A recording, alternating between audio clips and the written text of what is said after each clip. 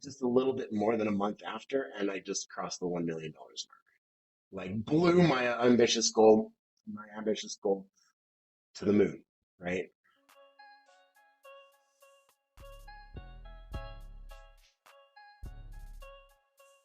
Welcome to Building Wealth Through Real Estate.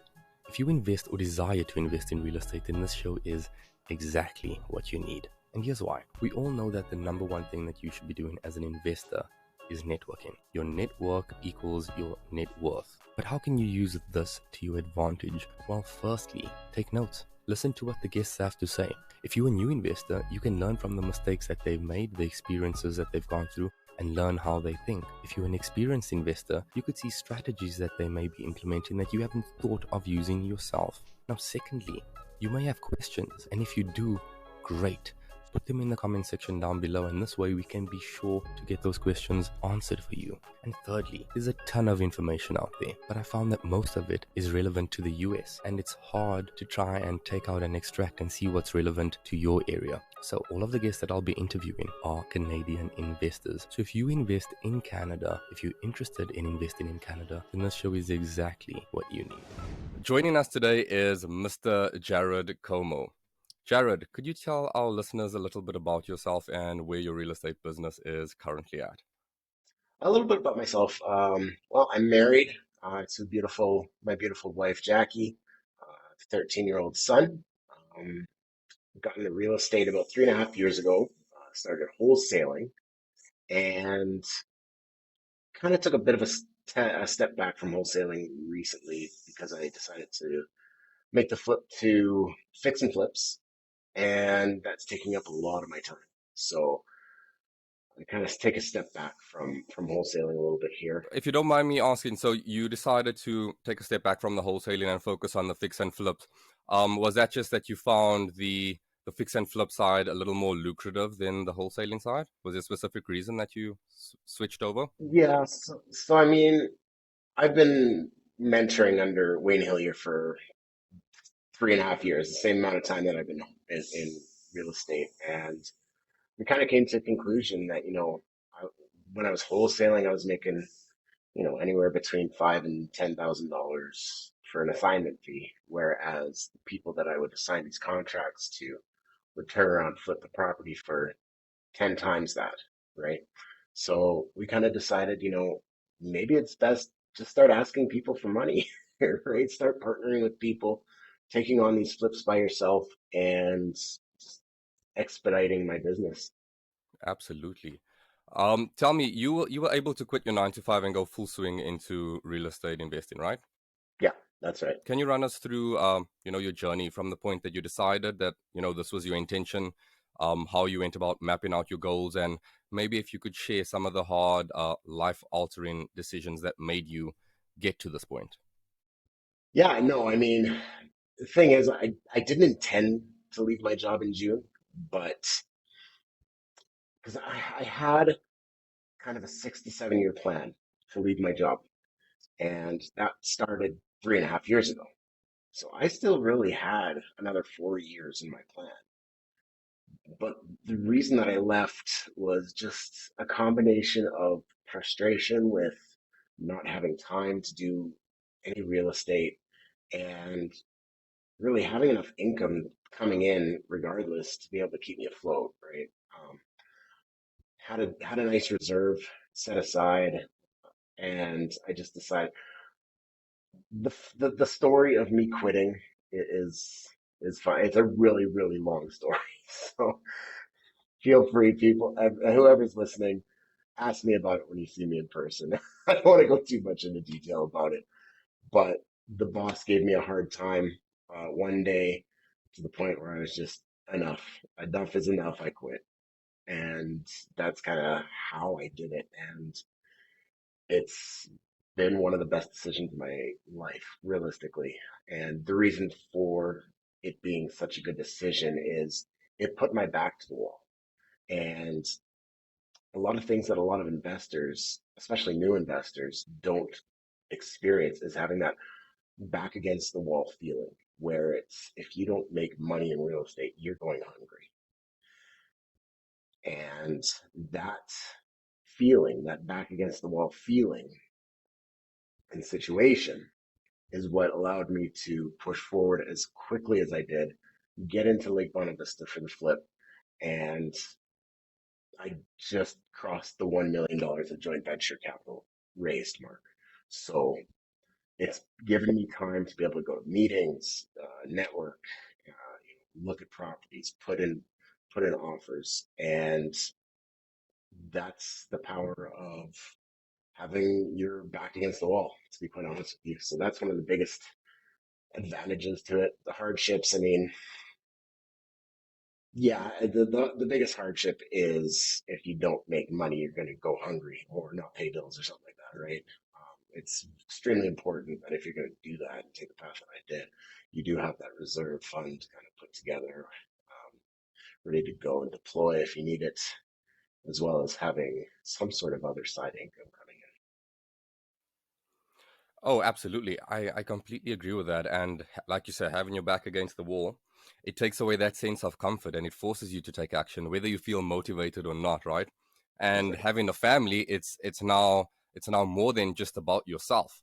If you don't perform, it's not like you can just go move back with your parents or whatever you can fall back on. You have a family that you have to look after, right? So it forces you to take that massive action regardless of whether you're feeling motivated or not. Exactly. Tell me, with regards to your initial plan, which was obviously set out like further along, did you initially say like this is the amount that I wanted to have in reserve, that would make me feel comfortable enough to leave the 9 to 5? I know a lot of people wanting to transition out of their 9 to 5. They want to feel comfortable about it, that they know that it will see them through until they can actually take off. Um, Yeah. you know, and that money that you had, was there a specific amount that you set aside for, this is what I'm going to use to actually start flipping, or this is actually just what's going to see me through the month to month, and then I'll raise capital to actually go ahead and start flipping? How were your goals structured around that?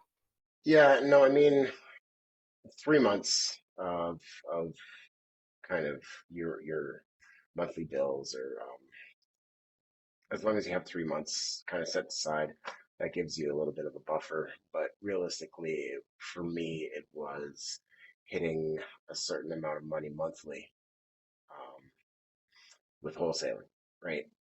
If I hit this certain number monthly with wholesaling, or if I did a couple really big wholesales, then that's kind of the point where I was going to make the decision, right? Um, Yeah. did I have a certain number in mind, like an exact number? No. Like, as long as I was able to cover my expenses for 3 months, if I didn't land any deals, I was happy with that. And that's what I would suggest to anybody else who wants to make that decision and quit their 9 to 5. Make sure you have a little bit of a reserve fund if you don't have active or even passive income coming into you, to support your expenses and your lifestyle.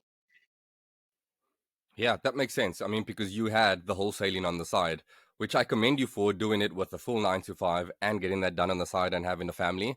That in itself takes a lot of effort. So you had that coming in on the side, and you had a reserve fund to know that, hey, this will still see me through. Like, if I have any tough times ahead. Yeah, Um, I followed your journey for a while now, and honestly, I find it really inspiring that you were able to completely turn your financial situation around. yeah, I mean, some people are sitting at zero, and they're trying to figure out how to get started, but you were in the negative and you managed to turn things around in such a short period of time. yeah. Do you have any advice for people in a similar situation who are trying to dig their way out of a bad situation? Yeah, absolutely. I mean, I've been there. I've hit rock bottom. For anybody who doesn't know, my kind of backstory is 2019, January 2019, I filed bankruptcy because I was young, I was dumb, and I didn't understand credit and how it worked. So I discovered credit, maxed everything out within 2 years. Now, this was back when I turned 18 and they allowed credit to give, they allowed me to have credit. So this was, goodness, 16 years ago? No, even more. I'm 37 now, quick math. 20, yeah, 20, 19 years ago. So, and I had been borrowing from Peter to pay Paul. I'd be borrowing from a line of credit to pay my credit card, and then putting money on my line of credit, and then using my line of credit to continue to pay my bank and my credit. It was a mess. It was an absolute mess. And I should have done it 10, 15 years ago, but I was ignorant, I was stubborn, and 2019, I just realized, okay, you know what? This is not working anymore. I need to get this process started so that when I turn 50, I can maybe get a mortgage, right? Um, and that's when I decided. So I filed my consumer proposal, and that's when I decided, I'm gonna make sure I'm never in that position ever again, and I need to find a way to make sure that happens.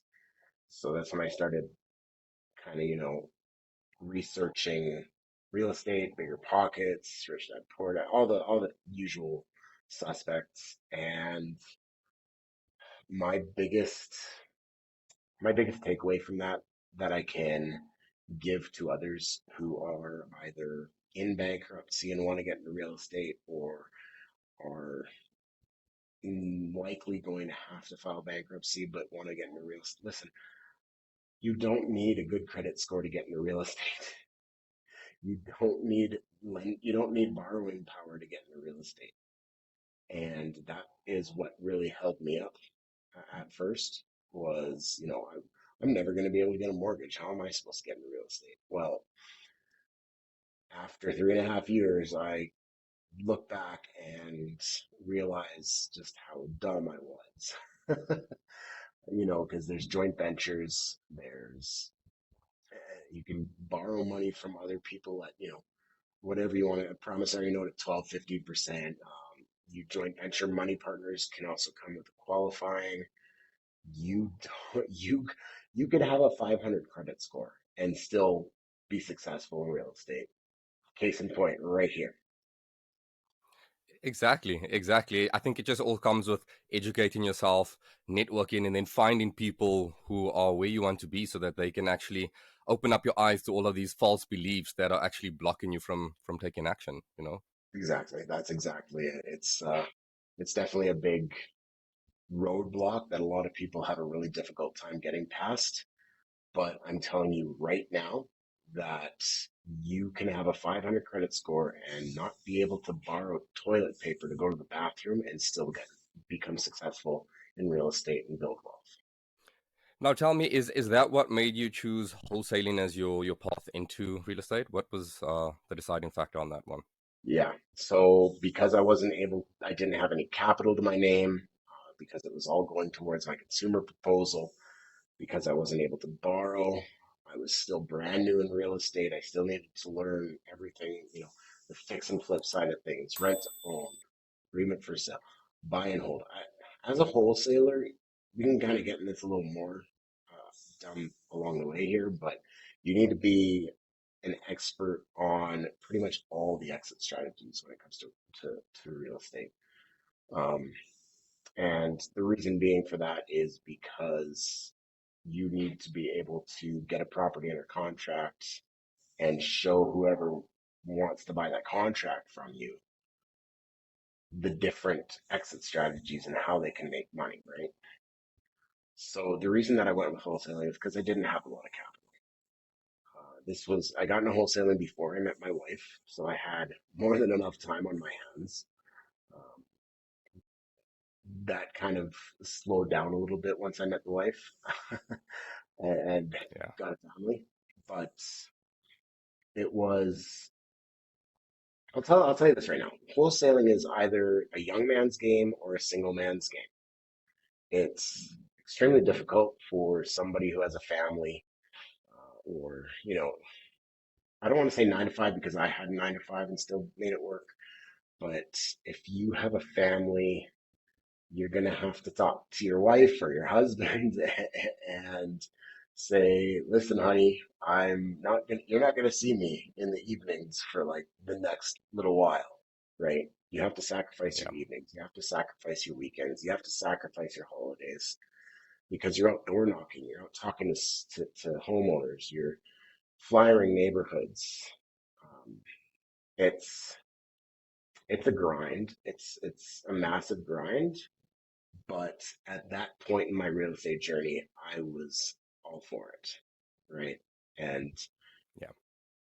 especially when you're new, you need to prove yourself to the community at large that you are committed to this, that you have what it takes, that you're a grinder. And I did just that. Tell me, how did you go about building trust with other investors? Knowing that you knew into wholesaling, you haven't jumped into any deals yourself as yet. Um, how did you build that trust with new investors so that they because I know some people feel like, hey, if I get a deal and I pass it along to the next person, they may feel like, why are you giving this deal to me if it's that good? Why aren't you doing it yourself? Have you ever encountered that? Oh yeah, 100%. Um, I, to get to building trust, honestly, it just comes down to building your brand. Um, and making sure, and sorry, not making sure, but just promoting yourself with the kind of person you are, right?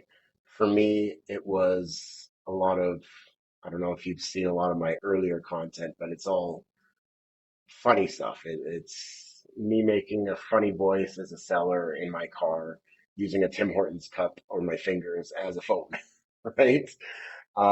And I found that really that helped a lot with people in, not only enjoying my content, but also kind of being able to see the kind of person that I am. Goofy, funny, Yeah. um, right? And I just enjoy kind of joking around a lot, right? But I have had a lot of people say, "Oh, this deal, like it's an $80,000 profit with a flip. Why aren't you taking it yourself?" I mean, as a wholesaler, simple answer is that's not my business, right? My business is wholesaling. Yeah. My business is wholesaling. That is what I put my effort in. That is what I've based all of my work towards is wholesaling. If I was if I was a flipper, I would keep this deal, but I'm not a flipper. Now, this is what I said before I got into flipping, because obviously I'm now a Of flipper, course. right? So, Of course. Of course. as a wholesaler, if there's new wholesalers out there and they come across that kind of pushback, why aren't you taking it? What's wrong with it? It's such a good deal. Why aren't you taking it? It's not my business. I'm not a flipper. I'm a wholesaler, right? You can take it or leave it. I know three other people who will pay me my fee to take this deal, right? So that's kind of the easiest and most obvious answer when somebody comes across that stuff is it's not my business. Okay. Okay.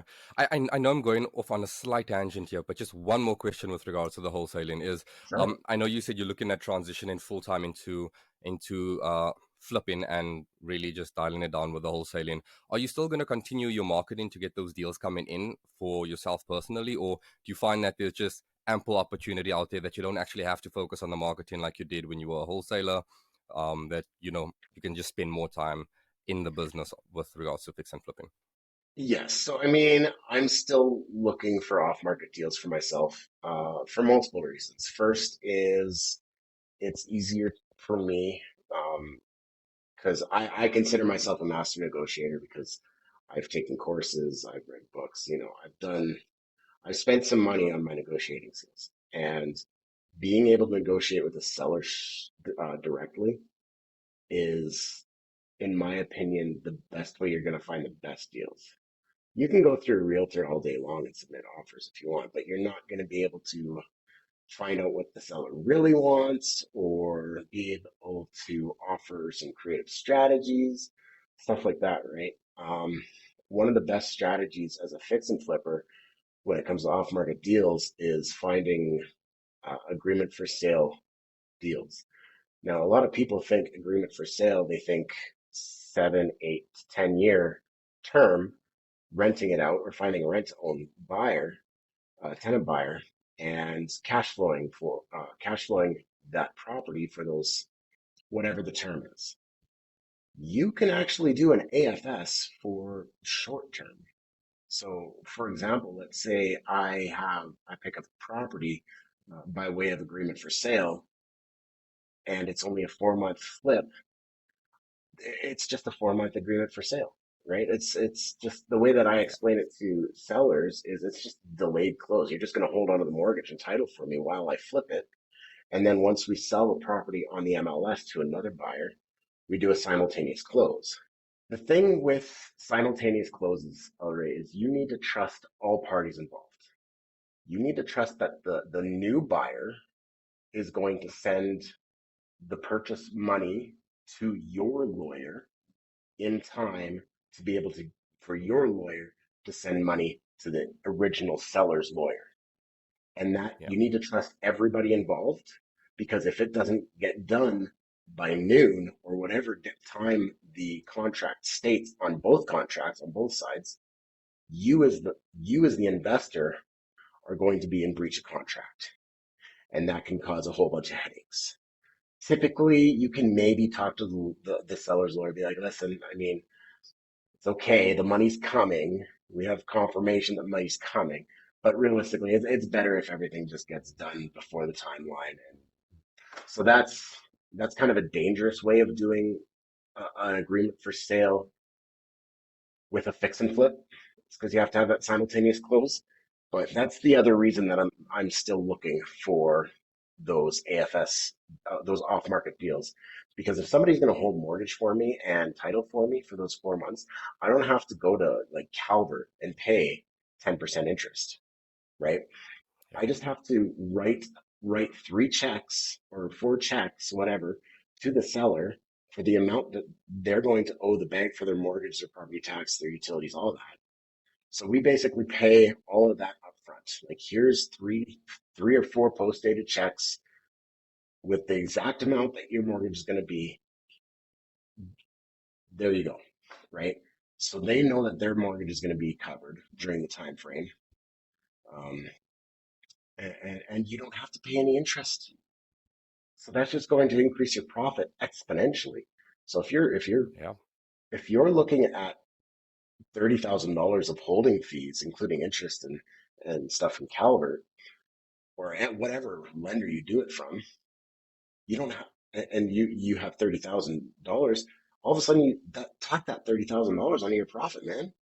Like beautiful. Well, maybe not 30 because you have to pay their mortgage, but like let's say $20,000, tack it onto your mortgage, onto your profit instead of paying Calvert, right?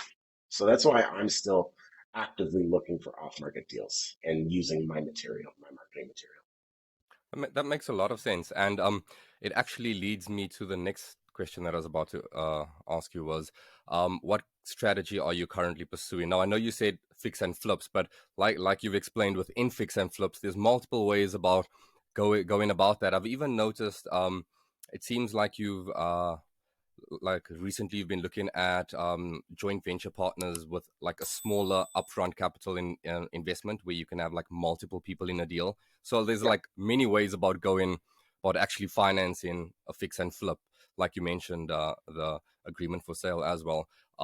What different strategies are you looking for to get these flips under your belt? So with the flips, but I've tapped into a niche that nobody else has tapped into, and it's been extremely lucrative for me. Um, there are a lot of flippers in Calgary. There's, I'm not even going to put a number to it. There's a lot of them, but none of them are teaching anybody how to do it. Nobody. They're all hush hush about their suppliers, their contractors, everything. We've tapped into the niche of people who have money but don't know how to flip, but want to. So what we're offering people is I can put $20,000 to work if I have to, right? I'm just going to end up pooling the money together with a couple other investors to make a deal work. Now, in exchange for their money to be able to do these flips, we are offering education, a paid education. At the end of the flip, they're going to make their profit on their money, but they're also going to be learning how to flip so that down the line they can do it themselves. So if people invest with me with Fortitude Home Solutions, they're going to get a Rolodex of my suppliers, my contractors, all the ways that I do the paperwork and the bookkeeping for as little as $20,000, $30,000. People that come on with us like that do need to realize that it's going to be the way that we put those deals together is 50-50. But now you're asking, there's 5 investors in on this deal. How do you do 50-50? Well, 50% goes to myself and Fortitude Home Solutions, and the other 50% is split among the money partners based on their percentage that they brought in. So let's say, for example, you have 2 investors, one at 150, one at 50. The investor with 150 invested is going to receive 75% of 50%. And then the 50,000 is going to receive 25% of 50%. So it's not a huge profit that they're going to be making. However, it's a lot better profit they're going to be making than if they were to park that $20,000, $30,000 in an RSP. They're also going to be learning how to flip. They're going to be getting a Rolodex of all of our suppliers, all of our contractors, so that, like I said, further down the line, they have that Rolodex, they have that experience, they have that knowledge. Go off and do your own thing. No hard feelings from me. Like, so that's the niche that I've tapped into, is the individuals with smaller amounts of money between 20, 30, 60,000. I have one person that has 70. Um, I can put any amount of money to work, to be quite honest with you. And I'm getting a lot of really positive feedback, and that's how I've been able to get over that $1 million raised mark kind of thing, right? And to be able to have a mentor like Wayne Hillier at our backs, that's another great thing. Is these people that are coming on with myself at Fortitude Home Solutions on a flip, they've also got Wayne Hillier and the Masters Mentorship Program at their back, at their disposal, right? I mean, Wayne himself isn't going to be involved a lot in my flips unless I pay him like a consulting fee or something. But it's nice to have that sense of experience behind the project, right? So we're really excited to dive deeper into this niche and start making people some money on flips. So I think that's that is a one. Yeah, brilliant idea. Sorry, yeah. go ahead. No, I was just saying that's one of a couple different strategies we're kind of pursuing right now. We're really focusing on the fix and flips because uh, a lot of people are extremely fearful of flips right now. And I live by the mantra, when people are fearful, be greedy, right? So Yeah. a lot of people ask me, man, like, aren't you afraid of interest rates? Well, no, not really. Not at the price points that we're flipping these houses to, like in Calgary. I don't know about Edmonton. Edmonton house prices are much lower than Calgary. Like a good flip ARV in Calgary, you're looking at about $800,000. And if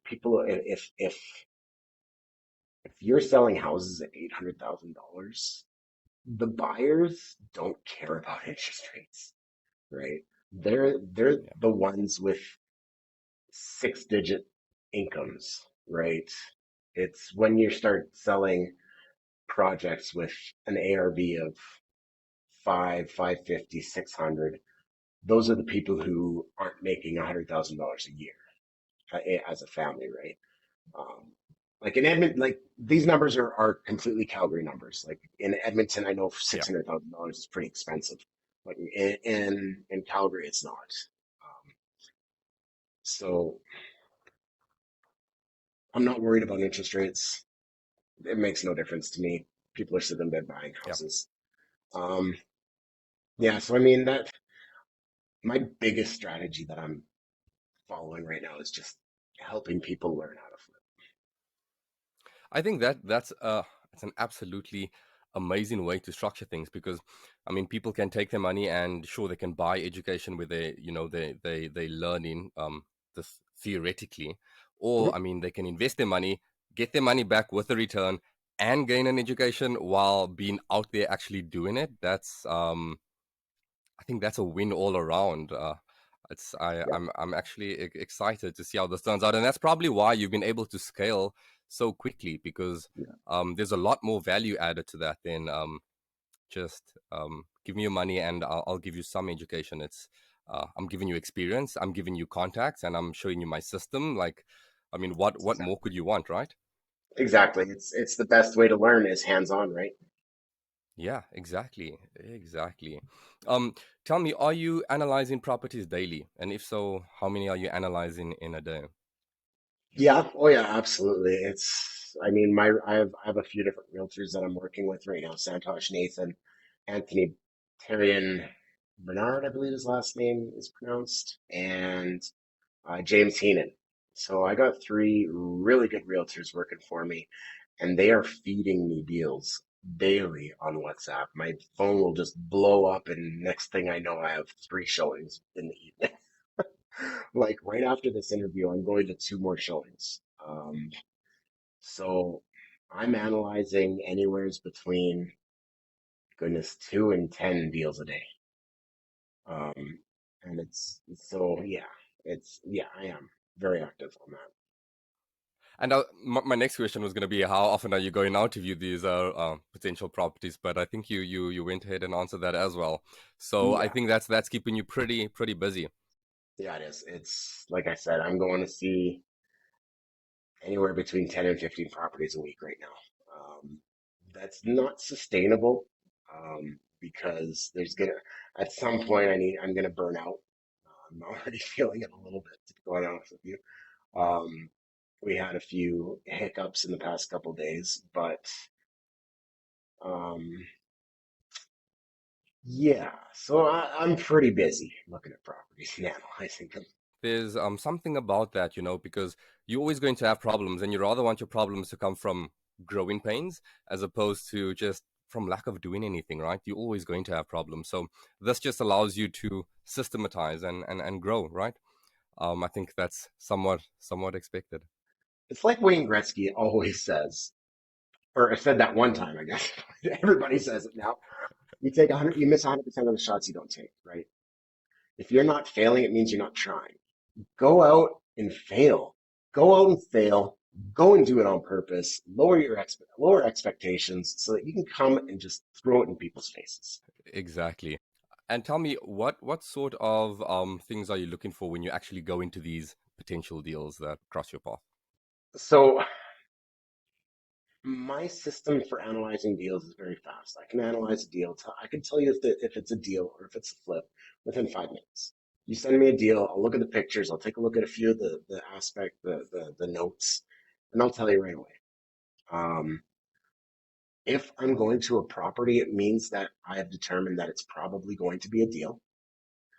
And when I get to the property, there are only four things that I'm looking for. I don't care about rooms. I don't care about room size. I don't care about walls. That's easy. When I go to a property, I'm looking for four things: windows, hot water tank, furnace, and roof. Those are the four big ticket items that can make or break a budget. If you have to replace every single window in a bungalow, you're looking at about 10 to 15 windows. You're looking at a $20,000 bill. That's 20% of a $100,000 budget. That's a lot of money. A roof can run you between eight and $10,000, depending on square footage. A hot water tank and furnace, $8,000 for the both of them, right? Um, those are the four items that I look for right away. As soon as I get to a house, I'll walk up to a house, I'll look at the roof. There's my first check. Then I'll look at the windows. Typically, the first window that you see is going to be a good indicator as to whether or not they need to be replaced. Because if one window is bad, chances are they're all old and bad, right? As soon as I walk in that door, I'm heading straight to the mechanical room. I don't care about the flooring. I don't care about the color of anything. Straight to the mechanical room, look at the serial number, see the year of the hot water tank, And when it comes to furnaces, you can tell if it's old or not just by looking at it. Um, Yeah. and experience. There's not really anything that you can look for specifically on a furnace. On a hot water tank, you can look at the serial number and it'll tell you the year that it was built. But the furnace, it's pretty obvious when it's old and when it's new. Okay. So you can inspect this property fairly quickly. Tell me with regards to the windows, where's your cutoff? Like how old are you keeping it for, to keep the standard of your flip in check? Well, they have to be vinyl. Vinyl is just the way that flips are going now. You need to have vinyl windows if you want to be reaching the ARVs that I'm looking for, right? If I'm looking to flip properties into the 800s, right? Into the 800s, Yeah. touching 900s. Um, a million is a little further off for me right now, but uh, get properties for 600, ARV 800. You're going to need to put vinyl windows on there. So if they're wood frames, got to place them. If they Well, here, if they look like this, like old like that, you got to fix them, right? They got to be Yeah. replaced. Um, so if they're not vinyl, I know right away I'm replacing them. Okay. Okay. Yeah. So, yeah. So I take it if you know you're replacing them, you're just going through counting how many windows, so you can have somewhat of an estimate on what that's going to cost you. Yeah. Once I look at the mechanical room, then I'll have a little bit more fun and go and kind of be like, oh, we'll take out this wall and we can open this up a little bit, or there's no ensuite. So there's 3 bedrooms upstairs. We're going to swallow up one bedroom, turn it into a walk-in closet ensuite, and build another bedroom downstairs. All of a sudden, instead of 3 up, 1 down, you have 2 up, 2 down with an ensuite upstairs, a full bathroom upstairs, full bathroom downstairs, 2 bedrooms downstairs.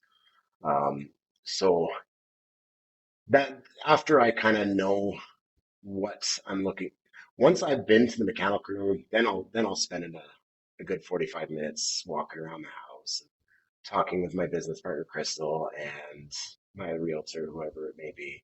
Like, what do you think of this? What do you think of that? Um, that's my process once I've kind of determined all my big ticket items. Okay. Okay, that makes sense. Now, when you first started wholesaling, how much time were you actually putting into each potential deal, and how has that changed over time now? So you've spoken about how much time you put into actually going to view the property, but has that evolved over time? With all the knowledge that you've gained, how much time can people actually expect, especially new investors or want to be wholesalers? How much time can should they be putting into analyzing each deal? I mean, the reason why I ask all of these questions is just for people out there, just to know if they're doing enough volume, if they're analyzing enough deals, if they're taking enough time, putting in enough due diligence to Yeah, actually know if they're going to see something from this. Because you may be doing a very little amount of work and expecting that it's going to happen, and then you actually see what people such as yourself out there at what volume they actually performing at. So just to yeah. give people a little indication on that. Um, Wholesaling, realistically, every waking minute that you're not at work, you're going to be working on wholesaling. Straight up. Sacrifice your weekends, sacrifice your evenings, they're gone. Straight up. Yeah. Um, you know, I when I first started wholesaling, send me a deal. I'll let you know in 2 hours if it's going to work or not. Right. But 3.5 years later, send me a deal. I'll say yes or no in 5 minutes. Right. So it's all about experience. It's all about knowing these renovation costs. For the most part, wholesalers are looking for flip properties, right? It's very rare that a wholesaler is going to come with a buy and hold. Because if somebody wants to buy and hold, they're just going to go on MLS, right? And get a realtor to find them a good buy and hold. It's just the way it is. I mean, you can get buy and holds wholesaling, but that's not where your money's going to be, right? Yeah. Because these your wholesale contract is going to be $10,000. A buy and hold person doesn't want to be $10,000 plus a down payment into a property, right? So that $10,000 is easily recoupable as a flip in 4 months, right? So typically, as a wholesaler, you want to be looking for distressed properties, properties that need to be flipped, that need a lot of work. and you need to know renovation costs and stuff like that. Like for me, because I've been doing it for so long, an 1,100 square foot bungalow, $65,000 base renovation.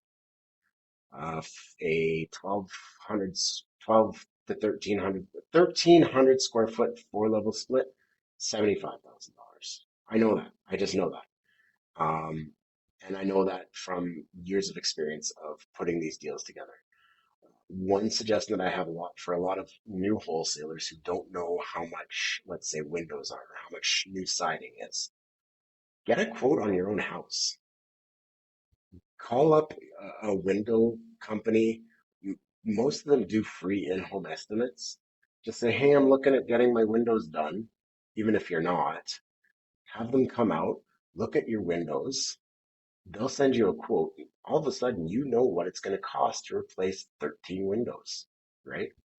So that's a little bit of a life hack, a little bit of a hack It's a in, great tip there. Yeah, if you need to get carpet done, in if you don't know how much carpet's going to cost, get a quote in your own house. Say, I need my basement carpeted. Can you come and give me a quote? It's about 1,100 square feet, right? But now I don't need to do that because now I know carpet's going to be $2.88 a square foot installed. LVP is going to be roughly the same. It's just about getting repetition in, and as a new wholesaler, there's going to be a lot of repetition because, like I said, you're going to be sacrificing a lot of your weekends and evenings honing your craft. definitely. Now, tell me, knowing what you know now, what would you be doing if you were starting back from scratch? Would you follow the same path? Would there be anything that you would change? No, honestly, no. Um, Okay. I'm I'm further ahead than where I intended to be 3.5 years ago when I started. Um, I hired a coach pretty much right away. I can't say, oh, if I could do it again, I'd hire a coach sooner. Well, I hired a coach pretty much right away. Um, and that's one thing is most real estate investors, most successful entrepreneurs at some point in their life are going to have a coach. It's just a matter of how soon you realize that, um, with how quickly you're going to reach the success that you need to, right? Because I realized very quickly that I have no idea what I'm doing in the real estate space, that I need a coach. Um, I'm a lot further ahead in 3.5 years than a lot of people would be, right? So Yeah. that's if I hadn't hired a coach sooner, that would have been one of my answers is hire a coach sooner. Um, I might have gotten into flipping a little quicker than I did, to be honest. Um, a big thing that was holding me back was the fear of raising capital. That scared me a lot. And that scares a lot of new investors, to be honest with you. And if Yeah. you ask a lot of successful investors, they'll tell you the same thing. I was not very confident in myself to be able to go and ask for $300,000, right? Yeah. I grew up in my household was a very don't borrow money from anybody, work your ass off, and put it in RSPs, right? So going to other people and saying, hey, I got a deal, we can make $50,000 on this profit on this flip, split 50-50, that's $25,000 each. You just need to give me $300,000, right? It's obviously a lot more in depth than just saying, "Hey, do you have $300,000 you can give me?" It's about building that trust, right? But I would have gotten into flipping a lot sooner if I could redo it. How were you able to get over that fear? What did you do? Just take action. Just took action, man. There's no Yeah. there's no special ingredient. There's no secret sauce to get over Yeah. that fear. It's just fucking do it, right? Like, Yeah. what are you scared of? Them saying no? Big deal. So they said no, move to the next person, right? Right. It's not like they're gonna say no and then shoot you in the head. Exactly. Exactly. And once you go through your first one, you realize it's not that bad. It's all just built up in your head, right? And then it makes the second one a little easier. And I mean, eventually it's like nothing. 100%. Yeah. Once I started raising capital, like at the beginning of September, I made a very public Facebook post saying, ambitious goal alert. I want to raise 350,000 by Jan 1. Well, it's October 13th or October whatever. What is it? October something? Yeah. Not even just a little bit more than a month after, and I just crossed the $1 million mark. Like blew my Impressive. ambitious goal to the moon, right? I mean, I'm still looking for more, man. We're I'm looking for 2 million now. Like if I want to get 3 flips under contract going by Jan 1 now. And if I can do that, I'll be very happy. If I don't hit that 3 flip mark, it's not the end of the world. A lot of people set these goals, like I want to get 3 flips under contract, and then when they don't, they like beat themselves up. God, no reason to beat yourself up if you don't hit one of your goals. I mean, yeah, it sucks. You set a goal for yourself that you didn't reach, but hey, at least you set a goal. And even if I get one flip under contract by Jan 1, it's not a bad thing, right? If if I don't have if I don't have any under contract by January 1st, then I'm going to be a little pissed off with myself.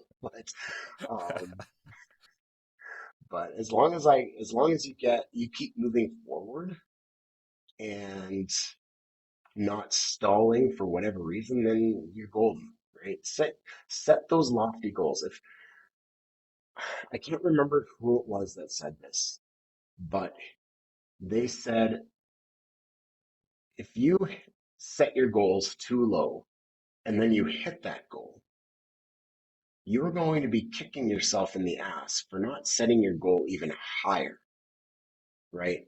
Like for me, I set a goal of $350,000 by January 1st. I'm like, why did I set that? That's such a stupid number. Like $350,000, that only funds realistically one flip with a 20% down payment. Yeah. Why didn't you set the goal to $1 million by January 1st? Why didn't you do that? Right? I know Grant Cardone, he mentioned something similar to that in the 10X. I think it was Grant Cardone. I think you're absolutely Yeah. right. And I think Yeah. that's why it's in my head because I just recently listened to the 10X audiobook. But yeah, it was Grant Cardone. Absolutely it was. I have another question for you. When it comes to building your team, what is something that you'd be doing right now if you were starting from the beginning? First thing that you need is an accountant. Second team member you need is a lawyer. Third team member is a realtor. Then you look into your contractors. So accountant, lawyer, realtor, and then contractors. Perfect. And I guess, like most people, you'd recommend getting these from referrals from people who are actually out there investing, right? Yeah, absolutely. I mean, the thing is, you want to get referrals from for lawyers, for accountants. Those are referrals that people aren't going to hold close to their chest, right? Because the more business you set that, if you asked me, hey Jared, who do you recommend for a real estate based lawyer, investor focused lawyer in Calgary? Scott Bollinger. Go see Scott Bollinger because he's basically the Barry Maguire of Calgary. He deals with ALS, all the creative stuff, right? And that's not a secret. Like almost every creative real estate investor in Calgary goes to Scott Bollinger, just as every creative real estate investor in Edmonton goes to Barry Maguire, right? Yeah. Or the people who Barry Maguire has taught over the years. So get referrals for those. Um, you can try and get referrals for your contractors. That's fine. But if there are referral, chances are they're not going to be available for your flip because they're going to be busy doing other people's flips. So you need to find somebody who, for us, it was somebody who's relatively new, right? So help build up their business alongside yours and build that relationship. Next thing you know, hopefully you're doing 8 flips at a time with the same company, right? Um, like ours was a referral. They were fairly new and they're fantastic. They're amazing. I want to do absolutely everything in my power to make sure that we keep them. Definitely. That makes a lot of sense. What are some of the struggles that you faced in your real estate journey that stand out the most to you? You know, people often underestimate the challenges that lie behind actually achieving a goal. So if you could just share some of those. Yeah. The biggest one was sacrificing the weekends and evenings. That was depressing. I went in some pretty dark times during my wholesaling foray. Um, and even right now, I'm kind of taking a few steps back from social media, from a lot of stuff, just because I'm feeling burnt out. The biggest struggle is create like when you're trying to create a business from scratch, it's nearly impossible. Like I'm not going to share, it's nearly impossible. Yeah. You need to have, and this goes back to the name of my business, Fortitude Home Solutions. You need to have a ton of mental fortitude to be able to build a business from scratch, the ground up. And you need to realize that there's going to be tough times for your mental health. I mean, everybody, some people say, oh no, I don't have problems with mental health. Yeah, well, immerse yourself in real estate for 6 months straight without a break. You're going to quickly realize that you're capable of having mental health struggles. So, I'm kind of going through that right now. I'm fine. Anybody curious? I'm fine. Just need a few days away from everything, away from the hustle, the showings, the offers, everything. Just take a step back, and that's one of my biggest. That was one of the biggest struggles was the mental health side of things. Oh, definitely, definitely. And I think that one's not brought out enough. You know, It's I, not. I definitely think, and I think it's a good idea sometimes to take that step back, just so that you can ensure the consistency, because it's consistency beats intensity every time, right? So you want to make sure that you can do this for the long game, right? Because real estate's it's a long game play. Yep. So definitely you don't want to burn yourself out there, right? Well, no, Um, exactly. And yeah. yeah. Anyways. Yeah, and one of the problems that well, one of the biggest problems actually that new investors have is, and we touched on this a little, was like the numbers, right? And analyzing deals, understanding how an investor thinks. So, would you mind if we actually just run through one of your deals? Yeah, absolutely. Why don't we go through the one that I'm standing in right now? Let's do it. So, what kind of property is it, and where's it located? So it is in Lake Bonavista, the neighborhood of Lake Bonavista in Calgary. It is a lake community. So whoever the lucky buyer is of this house will have Nice. lake access to the beautiful lake in the community. It is a 3 bed, no, 5 bed, 3 bath bungalow. Uh, 2 full beds, 2 full baths upstairs. One's an ensuite, one's the main. One master bedroom, 2 smaller bedrooms, and then downstairs, I'm actually standing in one of the bedrooms. There's two that are about the same size, and they're big bedrooms. They're like almost 10 feet by 10 feet. They're huge. That's the house, basically. That's the layout, at least. Okay, and how did you find this deal? MLS, my realtor Santosh Nathan, brought this one to my attention as we were in a bidding war for another one. And once our offer was rejected in that bidding war, submitted an offer on this one and had a bit of a back and forth with pricing, and finally, about 2 days after submitting the initial offer, got it accepted. We submitted our offer at 560. They listed at 599. We submitted our offer at 560, and they came back at 595. Like, Nice counter. Take 5,000. Thank. Yeah. Okay. So we're like, yeah, no, that's. So we went up to 565. They came down to 590. And then we went. And then there was more going back and forth. And then we went 575. They said eight came down to 580. Then we said, you know what? Best and final offer is 587. Get your pen and paper out. 587, 977 with with 578,977 and with a $15,000 initial deposit and a $10,000 additional deposit after conditions were removed. And using that big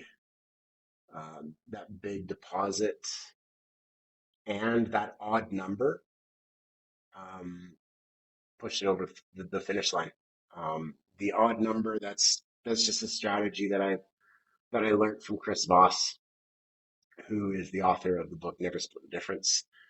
He was the lead FBI hostage negotiator back in the day, and now he runs the Black Swan Group, who they basically just train negotiations. That odd number, they came back and they countered. They're like, let's just meet in the middle, 580, 582, 500, and it's like that, like Chris Voss's book says, never split the difference, right? So we Yeah. said no. 587, 977 is our best and final offer. If you want to walk away from a sure sale over $3,000, you're free to do so because we will walk as well. And that must have scared them because an hour later we got the accepted offer after telling them Nice. Yeah, I actually remember seeing the video that you posted on that one. that. Yeah. And I've never split the difference. That's like next on my must read list. I've gotten Yes. a lot of recommendations on that book. Yeah, absolutely. Okay, so can you run us through the numbers? I know you're a big advocate for knowing your numbers. Yep. And yeah, could you run us through the numbers Yep. on this one? So the purchase price was 587,977. That's the purchase price. We ran renovations at $100,000 with an ARV of $800,000. So that brought us about a $70,000 profit with a 20% down payment, which brings you to a 9.49% interest rate. Looking at about $30,000 of holding costs and the usual closing costs and realtor fees after that. So we were looking at about a $70,000 profit on this. And as a flipper, as a wholesaler, you need to get good at running your numbers conservatively. I don't care what political party you vote for, you have to be conservative when it comes to running numbers on real estate. So we ran a conservative renovation budget of $100,000.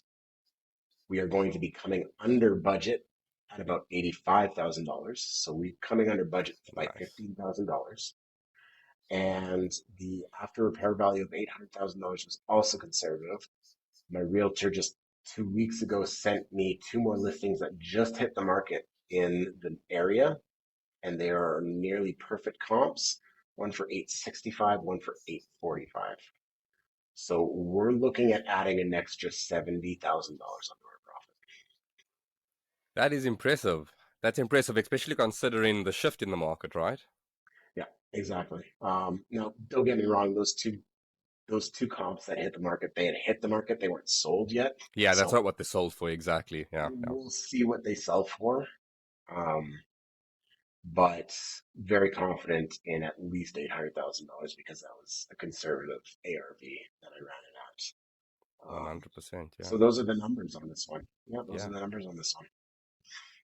Yeah, I think that's definitely smart because even though there's been a market shift now, the chances of you actually getting the ARV that you had budgeted before is or more is a lot higher than had you like tried to make this deal work, put it in best case scenario for everything, right? Yeah, Um, So yeah, no, that's a great tip. Always be conservative with your numbers. Just Yeah, gives you a little extra buffer because you never know what's going to go wrong if you hold in for longer. If you find out that there's more that you have to put into the rehab, all of that. So yeah, it's exactly. great tip. Yeah. What was the process like? Were there any challenges, and if so, were you able to overcome them? Yeah, there has been some challenges on this one. One that we're dealing with right now is the windows. So we went with this window company that gave us a 5 week timeline. We're like, oh, okay, 5 week timeline, $14,000 to replace 10 windows. Yeah, sign me up. Um, we're gets to about 4 weeks and 1 week out to an install. Give them a call, be like, hey, are we still on schedule? Actually, our machines were down for 2 weeks. I'm like, what? You're telling me you didn't call me? I had to call you to see if we were still on schedule to find out that there was a 2 week delay on my windows? What? That's that's the worst communication that I've ever heard of, right? So the window that I showed you earlier, that one, both of the egress windows, they're not done because I don't know if they ran out of material or the material for it didn't show up. I don't know, but we're still waiting on our egress windows for the bedrooms. Still haven't resolved that, so that's still ongoing. Um, what else did we run into? So cabinets, we're actually shipping our vanities into Calgary from Edmonton, just because it's a lot cheaper to get them up in Edmonton and have them shipped than get them from Calgary and just ship to the project, believe it or not. So we're getting our vanities from Edmonton. Um, our our kitchen cabinets, they're here now, but I ended up doing some sweat equity on that because it would have cost us $500 to get it transferred from North Calgary to the project. So I'm like, I'm going to rent a U-Haul and get these over to the project in 2 hours. So Yeah. 85 bucks, 85 bucks to get the cabinets from North Calgary by the airport down to the project. Um, we had some issues with the ceiling. Um, the texture guy missed a section and he just kept giving us the runaround for 3 weeks until he finally got in and did it because I called his boss and yelled at his boss. Um, a little bit of bad cop never hurt anybody, right? So um, Yeah. those are the big major ones in this project. It's just logistical stuff. Okay. Okay. Yeah. And looking back on the deal, is there anything that you would have done differently? Are you guys still on schedule for the timeline that you had? Demo took a little bit longer than anticipated, but Okay. our guys on the project made really good time and made up at least a week or two. It's we're a little behind, but not much by maybe a week. Okay. Yeah. Okay. Now, I know we've touched on this, but new investors and wholesalers, they often fall victim to the infamous analysis paralysis and not being confident in knowing their numbers. You've already shared a great tip. Do you have anything else? So the tip that you had was, you know, get quotes on your own home. Do you have any other tips just to help investors feel more comfortable that they are running the numbers correctly and they can go ahead and make those offers or just move on to the next deal kind of thing? Honestly, just ask other flippers. What are you paying for windows? What are you paying for siding? What are you paying for this? What are you paying for that? They'll typically tell you kind of a ballpark what they're paying. Most flippers aren't going to tell you, oh, we go to this carpet place because you get it at a great discount, right? Or stuff like that. Uh, just ask other people if you don't know. Feel free to reach out to me. Like I said, I'm in the space now of teaching people how to flip. If people want an answer on how much, let's say, appliances are going to cost, or how much is a full kitchen renovation going to cost, just hit me up. Um, a big kitchen will typically run you $15,000. A smaller kitchen, $12,000. Um, I can go into more details if anybody wants to. Just hit me up on social media or Facebook, whatever. It doesn't matter. That's exactly what I was thinking is, you know, having someone in your corner, whether that's a mentor or someone that you can rely on, just to give you that extra boost of confidence in, like, no, this is good, or your numbers are good, they're conservative enough, or, oh, you actually missed something, that's not going to work. So, Yeah. yeah, no, definitely. And I know you touched on this as well with regards to building trust is building your brand. That's a big part of building a successful business. What are some things that you would keep in mind if you were starting over in building your brand? The first piece of advice I'll give to people is be authentic, be your real self. Don't try and be somebody you're not. Because at the end of the day, if you try and fake it, people will find out. People can smell the bullshit. And there are coaching programs out there that sell fake it till you make it. And it's people, like you said, people can smell it. So be your authentic self. Don't try and sell something that you haven't done. Um, be open and be very vulnerable to your newness. You're being new, right?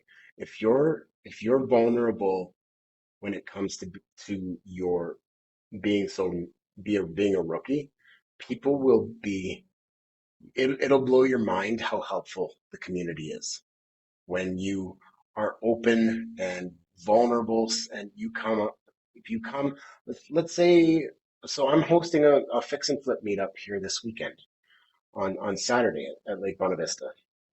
And if there's a new person here and they're like they come in and they're all starstruck by a flip in progress, I'm more open to being like, hey, come, let me give you a bit of a tour and kind of tell you some of the things that we've done, as opposed to somebody that I've never met comes in and like, yeah, I've done like 10 flips. Oh yeah. But I find out that they haven't done a single flip. It's like, get like, so be your authentic self, be true to yourself, and be vulnerable to being a rookie, right? Because we all started there and we all received the same outpouring of support from the community. That's one thing about the investing community that caught me off guard Me too. was just how normal people are. Yeah. It's like when before I got into real estate investing, I was like, oh, like all these hoity-toity guys in suits and too good for me driving Ferraris around. Like very few investors, believe it or not, own a Ferrari, Yeah. right? Um, like I wear a sport jacket now, but that's just because I think I look good in it, Yeah. right? So, um, just be vulnerable, be open to accepting criticism. Um, another thing that I would suggest is find somebody like myself. If somebody wants to come and work for free, do some, if they want to come and lay some flooring for me for free, that goes a long way. Work your ass off for free. I did it. I did it so much when I first started out. I would be on social media and saying, "Hey, who's at a project? Who wants coffee? I'll bring you a coffee." You know, um, doing stuff like that goes so far, so far. So This is gold, honestly. first one is be your authentic. First one is be your authentic self. Second is be open and vulnerable to being a rookie. And three, no, I'm going to slide another one in there.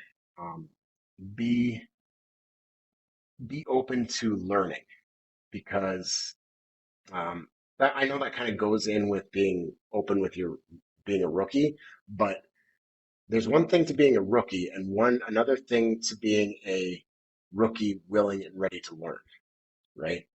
Um, if you show the passion, people will see that and people will pick up on it. That that is brilliant. Honestly, I feel like I don't even think that could be better put though. Yeah, be yourself, and I think you'll build more trust that way than acting as if you're someone that you're not. People can pick Yeah. up on that quickly, and they're not going to trust you and want to work with you anyway. So, and I was just like yourself. I was pleasantly surprised when I I started putting myself out there and go into these meetups, that people are super friendly and supportive, because you go in there thinking, I'm inferior, I don't know anything, I'm not doing anything. These are actual people out there doing it, and what do I have to bring to the conversation? What do I have to bring to the table? Like, who's going to want to speak to me, right? But Yeah, that's not the case. That is it's not. so not the case. It's less of a competitive environment and more of a collaborative environment. People are getting together, you know. So 100%, that was brilliantly laid out. Yeah, yeah, Yeah. yeah. It's like you Um. said, it's a lot more of a collaborative community than it is competitive, right? And Yeah. that's the brilliant part of it. Yeah. Yeah. I love it. Yeah. What advice do you have for someone trying to scale their real estate business to that next level? Oh, goodness. First one is hire a coach. That's my number one piece of With, advice. with regards to that, I mean, you got a great coach. We all know Wayne's transparent. He brings the value, both Wayne and Gabby. What Yeah, advice do you have for someone who's looking to hire a coach, but you know that there are coaches out there that that don't have the most integrity, that maybe don't walk the walk kind of thing? What advice do you have for someone vetting out if this is a good coach, or if this is just another one of those sell me the next level of your program kind of thing, and never really bring the value? goodness, that's a great question. Um, it's just a matter of doing your due diligence on certain programs and certain coaches on certain people, right? I'm not going to say any names here, but there are some coaches that, like I said, they preach fake it till you make it. Um, and to a seasoned person, it's easy to spot those, right?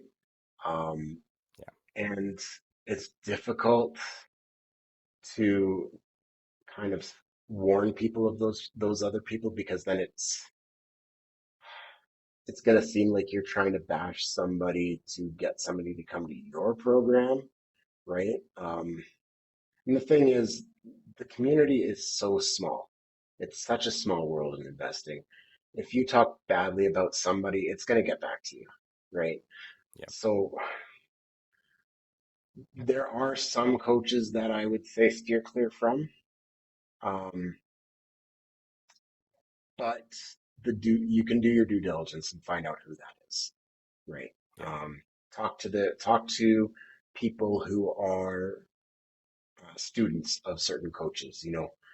Um, talk to the students of Cashflow Tribe or Black Card University or the Ignited program or the Masters program. Um, find out their side of the story as opposed to going to somebody and saying, "Hey, what do you think of this coach?" Right? Um, Yeah. because a lot of people, if they're in one of those programs, chances are it's the only program they've been in, so they don't know what the other coaches are like, right? Yeah. Exactly. Because you're not spending a small amount of money here, right? Like it's a big investment. You're just going to be probably going with one coach and doing what they preach. So just make sure you do your due diligence with coaches that you go to. I mean, I'm a little biased. The master's program, in my opinion, I've been in a couple different programs, and the master's program is second to none in Canada. Just the amount of value that it provides and the mentorship. Like a lot of coaching programs are just that, coaching programs. They're Yeah. not mentorship programs, right? Where you have somebody at your back and helping you and, you know, sending you money partners or sending you deals or doing whatever it takes to make sure that you succeed, right? They're just in there to collect their paycheck and go home. Whereas a mentorship program, their student success is their success, right? Yeah. So just do your due diligence. That's all I can say on that. Definitely great advice. And just another thing to add to that is, for me, what stood out as well was, with a lot of these other coaching programs that were out there, I feel like they just give you the basics and then, want to sell it to the next level. What I found with Wayne and Gabby was, they're fully transparent. They're Yeah, willing to give you advice whether you're paying them or not. And like they do in yeah, the morning show, yeah, you can get value from them for free. They want you to take action whether you whether you're part of their mentorship program or not. So I think that already speaks volumes, right? It's not like give me the money and then I'll I'll answer your question kind of thing, right? Exactly. So I think Exactly. that there's also just one indicator, because Yeah. people may also feel like, I'm speaking to a student, but who knows if the student's not just affiliated, or if they just get like a commission for bringing me on board as well, right? Right. Exactly. Um, Exactly. Yeah. Yeah. yeah, no, Absolutely. but great advice. Um, and yeah, just for people listening to this, if they do want to get any questions answered, I'll leave the link to Wayne and Gabby's morning show as well. Great value in there. Um, One last thing I want to ask you is, what does a typical day look like for you as a full-time real estate investor, and how do you spend your downtime? Typical day. I mean, it's funny. You hear a lot of people say like, "What does your typical day look like?" Like, and you're thinking 6 a.m. wake up, 7 a.m. I've had one coffee and I've had two scoops of cereal. At 7:02 a.m. I'm thinking about a shower. I mean, some people are have those kind of strict routines. I don't. Um, I need to wake up earlier though. Um, I need to wake up. I wake up usually around 7:30. I need to start waking up at 6 a.m. though, so I can take part in Gabby's morning show. I get so much for not being on the morning show every morning. But oh yeah. So I need to wake up a little bit earlier, but usually I'll wake up, head to the gym pretty much right away. And while I'm at the gym, I'm gonna just take a look at some deals that realtors are sending me as my day's going along, and then I'll I mean then I kind of just go drive for dollars, kind of looking for sale signs for MLS or distressed properties for a flyer or something like that. And usually my showings are usually booked for after 3 p.m. Speaking of which, I have a showing I have to go to in like 10 minutes, but that's okay. Um, We'll um, wrap it up quickly. no, no, it's fine. It's fine. I'm enjoying this. I'll be honest with you, Elray. I don't have a set day schedule kind of A thing. set routine. Yeah, No, not yeah. really. It's just not how I work. I mean, I keep my afternoons free just in case I have any phone calls that I have to make, or meetings, or showings, or anything like that. Um, my mornings are usually for me. Um, Yeah, I mean that's it. I mean, I have my evening routine. Like I have to go pick up my son on Tuesdays, Thursdays, and Fridays, and stuff like that. But I don't really have much structure, to be honest with you, as bad as that sounds. No, yeah, no, not at all, Yeah, not at all. yeah. What do you do in your downtime though? Oh, my downtime. Well, when the Blue Jays were playing, I watched baseball almost every day. I don't think I missed a single game this year. In the winters, the wife, kid, and I go snowboarding every weekend. Nice. I'm a big fan of aviation, so I got a flight simulator at home that I like to fly airplanes. A lot of people Really? don't know that. I did not know that. No, no, No, I didn't know not that. many people will. Not many people will. I love airplanes. Like, I have since I was knee high to a grasshopper. Like, so I'll hop in a virtual airplane and fly it every once in a while. Um, Other than that, it's a lot of homebody stuff, to be honest. Okay, okay, Cutting around the house, playing with the dog, that kind of stuff. yeah, yeah. Mhm. Yeah, Okay, just finally, could you let listeners know where they could find out more about you? I will leave obviously all your information in the description below, but yeah, where can people reach you? Where's the best place? absolutely. So Instagram at Jared P. Como. It used to be weightlifting investor, but I ditched that. It's just at Jared P. Como now. And just search me up on Facebook. I have a cartoon caricature of myself going like this. You'll see me. Uh, and I'm not really on any other socials, really. Those are the two big ones. Go check out. I'm very active. I'm one of the administrators of the Masters, the Real Estate Investing Masters Facebook page. You find a lot of my stuff on there as well. Perfect. I'll leave all of that down in the description below. Um, Jared, thank you so much for taking the time out of your schedule. I know it hasn't been easy arranging a time that works for both of us.